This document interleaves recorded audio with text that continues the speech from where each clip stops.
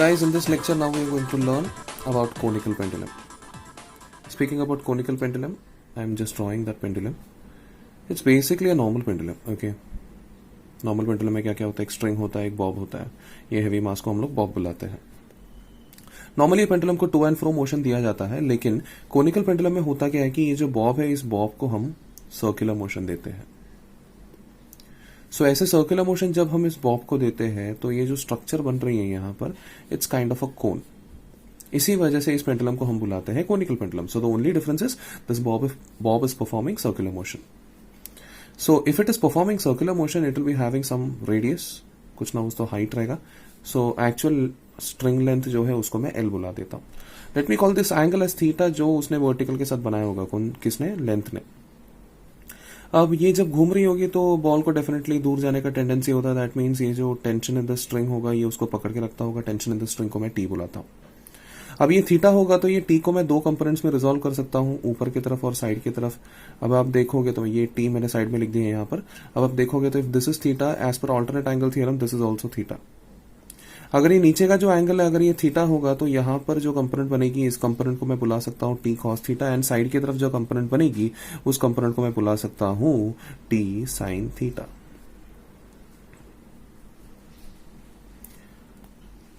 उसके अलावा ये बॉब का mg वेट जो है वो नीचे की तरफ एक्ट होती है, तो ये mg को मैं नीचे की तरफ एक्ट करवा देता हूं.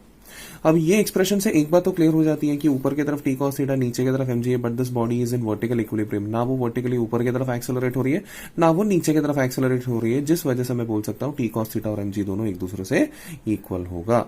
T cos theta is equal to mg. T sine theta जो है वो सेंटर की तरफ जा रही है. टी साइन थीटा सेंटर की तरफ है. दैट मीन्स अभी टी साइन थीटा एक ऐसा फोर्स बन रहा है जो सर्कुलर मोशन करते वक्त हमेशा ही सेंटर की तरफ एक्ट होती है.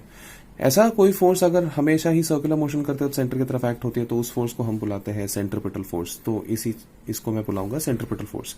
सेंट्रीपिटल फोर्स के इक्वेशन के साथ मैं उसको इक्वेट करूंगा, दैट इज mv²/r.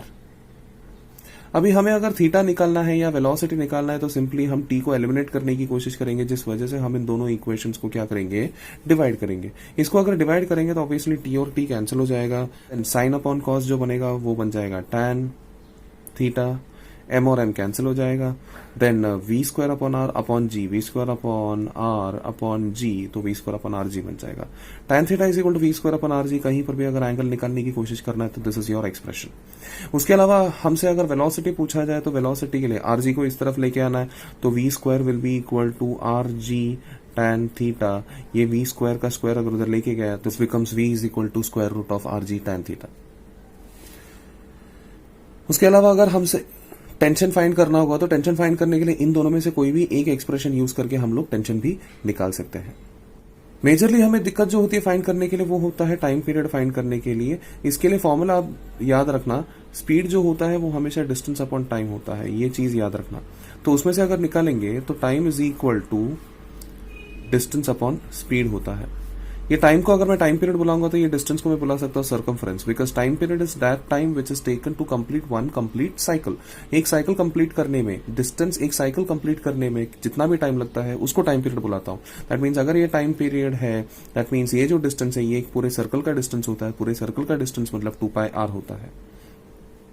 अब एक काम करता हूँ, ये v की जगह पे मैं सब्सटीट्यूट करता हूँ root of R G tan theta. So t will be equal to 2πr upon square root of R G tan theta. उसके बाद मैं इसको लिख सकता हूं 2π. मैं काम करता हूं, बाहर का जो r था उसको अंदर ले लेता हूं. अंदर ले लिया तो ये r² हो जाएगा. नीचे as usual R G tan theta बनता है. कैंसिलेशन करता हूं, यहां पर r और r कैंसिल हो जाएगा. अब मैं चाहता हूं कि यहां पर l का फैक्टर आए, r का फैक्टर नहीं आए, तो एक काम करता हूं, r के फैक्टर को मैं l के फैक्टर में कन्वर्ट करने की कोशिश करता हूं. थीटा के ऑपोजिट में r है, हाइपोटेनस में l है. दैट मीन्स मैं opposite upon hypotenuse that is sine theta का एक्सप्रेशन यूज कर सकता हूं. That is nothing but r upon l.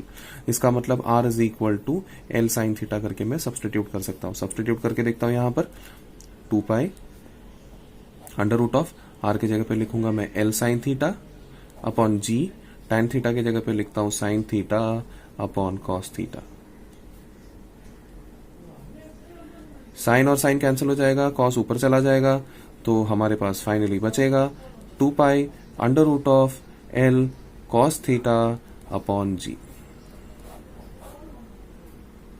ये होगा time period of conical pendulum. So conical pendulum के केसेस में 3 एक्सप्रेशन हमारे लिए इंपॉर्टेंट होते हैं, एक एंगल का एक्सप्रेशन, स्पीड का एक्सप्रेशन, टाइम पीरियड का एक्सप्रेशन एंड टेंशन के एक्सप्रेशन भी। ये दोनों एक्सप्रेशन हमारे लिए इंपॉर्टेंट होते हैं।